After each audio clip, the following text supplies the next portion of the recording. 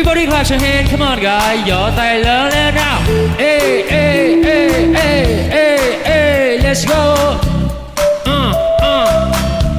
Shake it song, babe. Là cô gái hay mộng mơ, Xinh đẹp như thiên giáng trần, người đã khiến tôi thẫn thờ. cho ngày qua anh thẫn thờ. Cho tôi nhung nhớ bao nhiêu, muốn nói với em bao điều rằng tôi đã thương em nhiều. Yêu em từ lâu em biết rằng Chẳng giống mấy cô người mẫu, em đẹp xinh, cô gái Việt. chẳng giống phấn tô sạch màu. Em giản đơn theo cách mình, Chỉ cao 1m52 nhưng sao đáng yêu dịu dàng, đôi môi thâm xuyên nụ cười. cho tôi say cho tôi mơ từng đêm nhớ mong. Thôi thì là duyên nếu người thuần thì tôi sang, cứ chuyện mẹ cha xin được nên vợ chồng.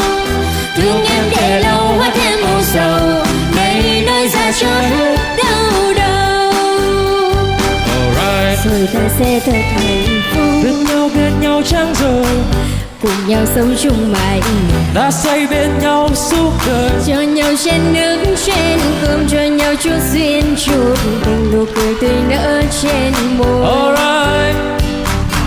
Mà lo lắng chỉ người hơi, Em ơi chớ lo chi hỡi người, vì em đã có tôi rồi. em ơi chớ lo để làm gì. Anh chỉ cần sống yên vui, thế giới có tôi lo rồi, ta bên nhau mãi không xa rời. Thôi thì là duyên nếu người thuần thì tôi sang, cứ chuyện mẹ cha xin được nên vợ chồng. Thương em để lâu hóa thêm màu sầu, này nói ra cho hết đau đầu. Alright.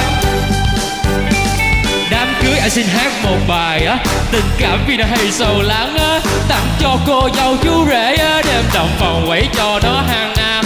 Tay này em cầm ly rượu, mà tay kia cầm mi cà rô.